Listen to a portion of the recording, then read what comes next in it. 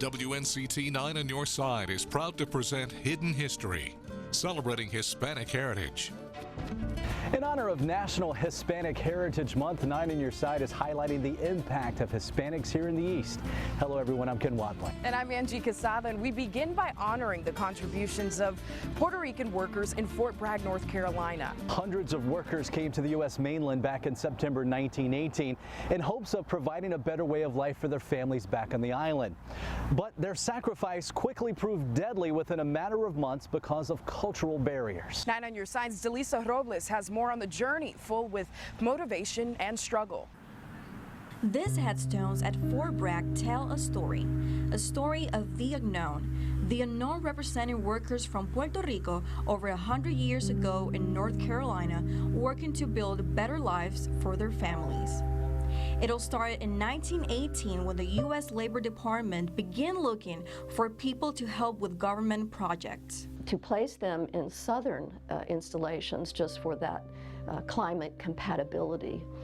To a certain extent that worked, and to another extent it did not work. 1,700 Puerto Rican workers came to the U.S. mainland to assist with the construction of the Army base Camp Bragg, now known as Fort Bragg. They came on a U.S. transport ship, the City of Savannah steamship, that was carrying supplies to San Juan for the military installation and then bringing these islanders back. The experience of these workers in North Carolina was one of survival. The workers dealing with a change in climate, little medical attention, and only speaking Spanish. But back home, their families on the island were being impacted by natural disasters. An earthquake followed by a deadly tsunami.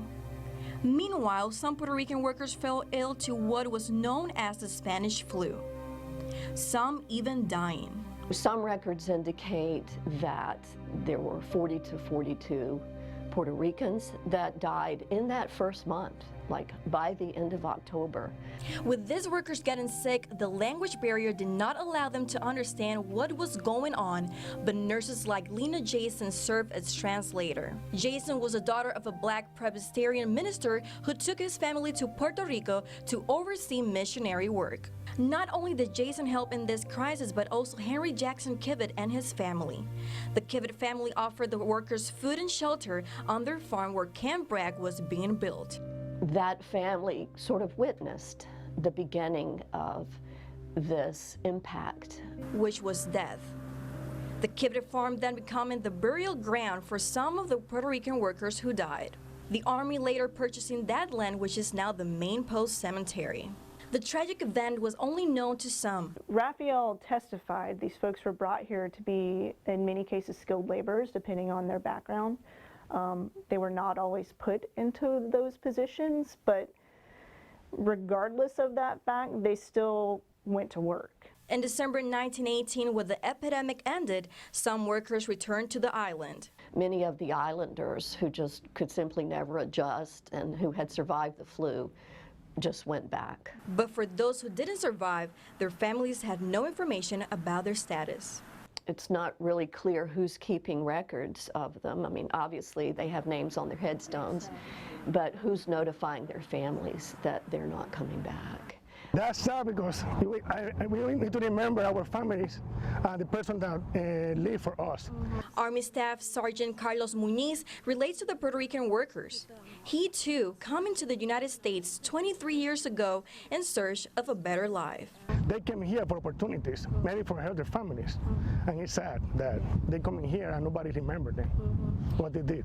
Puerto Ricans were part of the beginnings of the nation's largest military installation by population. The first people to actually lay down their lives to help build this installation. Historians and soldiers invite the community to recognize their work and their legacy. We go from different places, different background.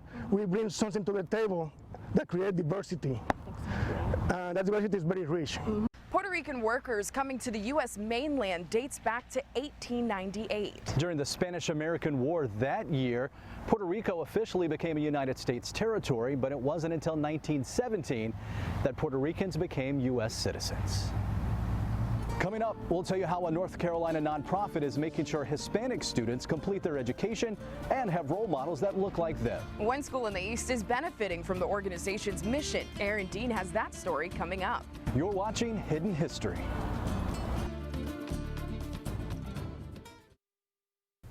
A nonprofit in North Carolina is working to close the gaps when it comes to education in the Latino and Hispanic communities. Their goal is to increase the numbers of Hispanic professionals in the education field so that future generations have someone like them to look up to. Now on your sides, Aaron Dean has more on the North Carolina Society of Professionals and its impact.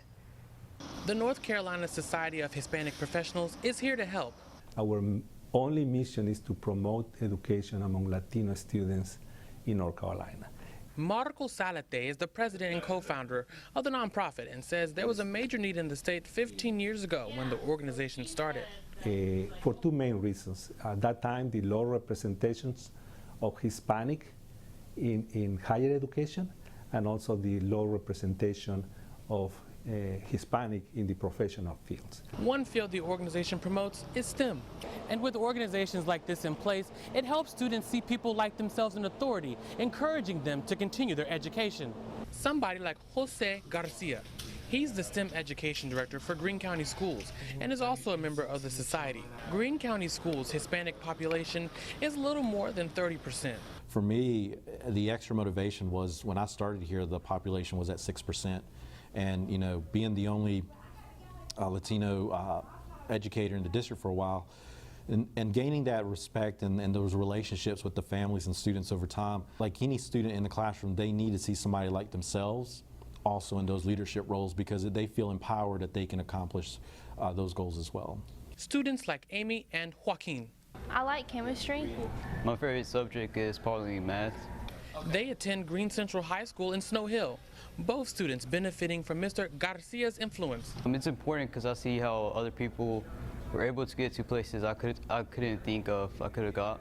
It makes me feel proud because you don't really see Hispanics in positions that normally other people do. It's kind of harder for them, and just seeing them get there is inspiring. It makes me feel good. It makes you feel more comfortable. Both students dreaming big when it comes to STEM-related careers. So I plan to attend Wayne Community College and go for a dental hygienist. I kind of want to plan to go to States and be a mechanical engineer. With Garcia's presence in the school, Hispanic students are seeing their own potential success right before their very eyes. It's connected. The society hopes by helping to push education in the Hispanic community, it can lead to more powerful things in the future. It takes a village to help kids succeed, and anyone, Hispanic or not, is invited to join the organization to help the next generation coming after them. For Hidden History, I'm Aaron Dean. Coming up, the search for a better life. That's how one teacher describes her family's journey from Mexico to the United States. And we were very poor, so she decided she wanted a better life for us. Alexandra Delgadillo speaks about her humble beginnings and what motivated her to get to where she is today. Plus, continuing a family tradition in Onslow County, we take you inside the kitchen of Liliana's restaurant and bakery for a taste of Colombian cuisine. You're watching Hidden History.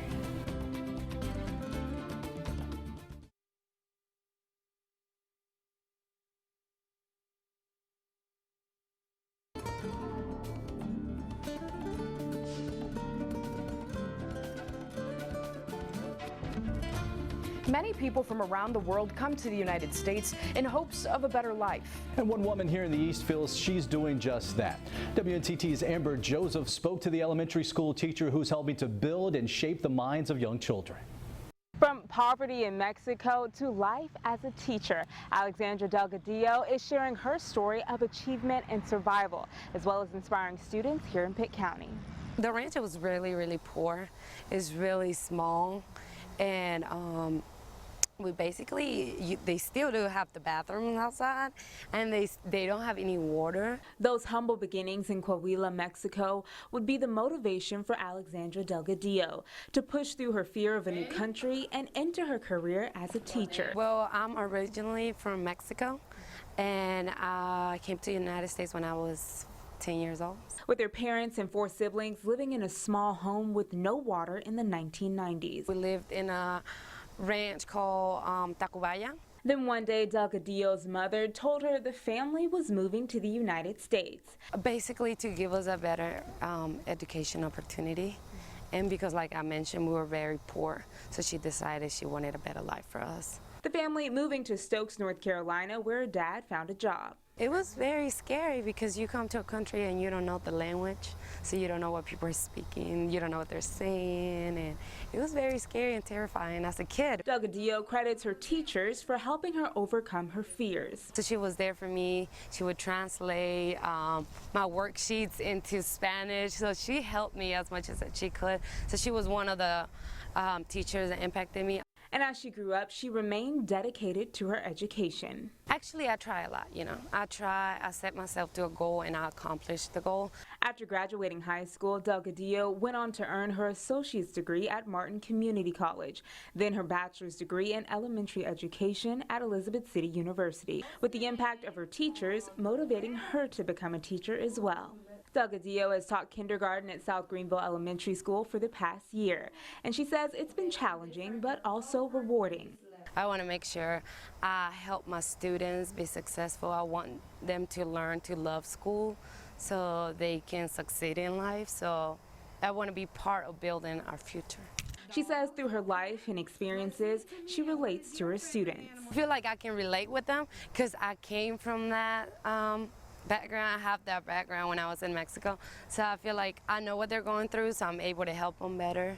But as she builds her career in North Carolina, she never forgets home. It helps, you know, to value what you have over here in the United States, to go back and see how poor the people are in Mexico and what they go through. Yeah. Now she hopes her experiences will inspire her students, and her perseverance makes her parents proud.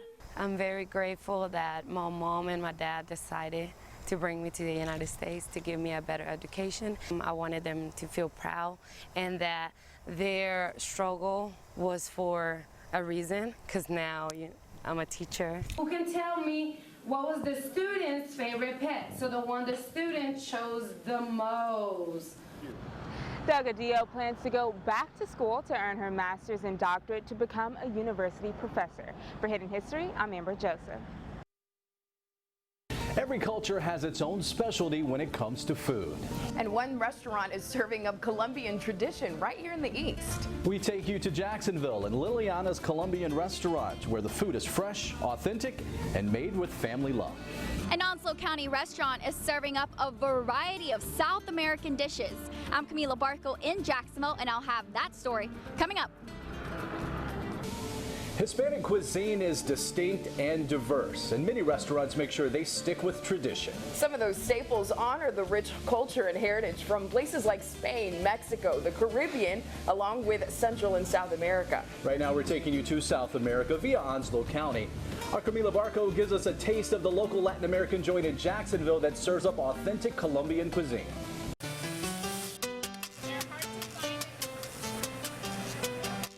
Liliana's Colombian restaurant and bakery. Do you need the arepas with them? You can find a dash of Colombia's versatile and diverse cuisine. The owner of the Hispanic joint, Liliana, offers a unique and pure Colombian taste to Eastern North Carolina. We don't use canned beans. We cook the corn, we grind it. Alongside her mom, Aura Ramirez, the two serve up a variety of dishes stemming from recipes dating back 6 generations. My grandma's still alive. She's 93 years old, and I still remember as a little girl when she used to teach me how to make some stuff, and then the stuff that she passed over to my mom passed over to me, and now I'm passing over to my children. The mother-daughter duo served the Latino and Hispanic community in Elizabeth City, New Jersey for 30 years, until 6 years ago, where they opened their doors in Jacksonville, North Carolina. We thought there was a need for Colombian food. On the menu, bandeja paisa, a crowd favorite. It's enough food on one plate to leave you satisfied for the day. Colombiano le gusta comer mucho. Colombians like to eat a lot, she says. Steak, rice, beans, fried eggs, a piece of Colombian pork, sweet plantains, a small slice of avocado, and an arepa. Any restaurant in the United States that is Colombian will have that plate. But a common dish in the yellow, blue, and red country, sancocho. It's hot stew with plantains, sweet corn, potato, and cassava, a plant used in Latin American cooking. At Liliana's, you can either choose sancocho de res or gallina, beef or hen. The soup is beneficial for new moms and the immune system. Somebody has a cold or something like that, so the vitamins that are in a sancocho de gallina are very important.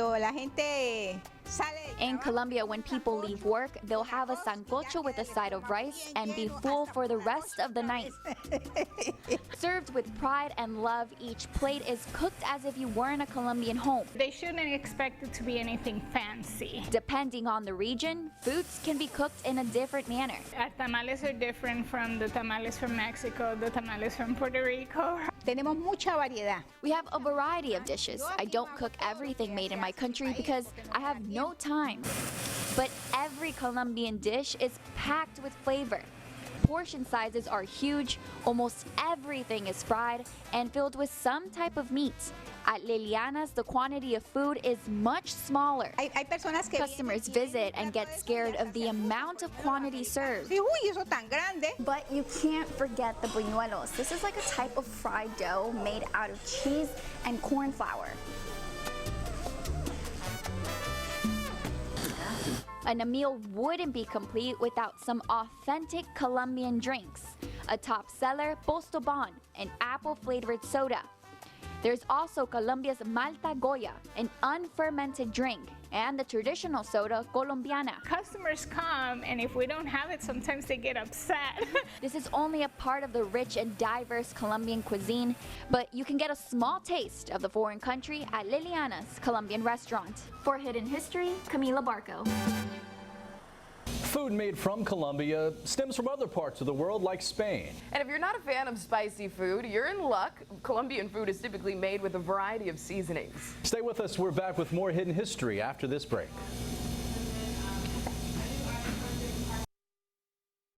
We hope you've been informed and enlightened as we celebrate Hispanic Heritage Month. For more stories on Hispanic culture and its influence in the United States, visit our website, WNCT.com. For Hidden History, I'm Angie Casada. And I'm Ken Watling. Thanks for joining us.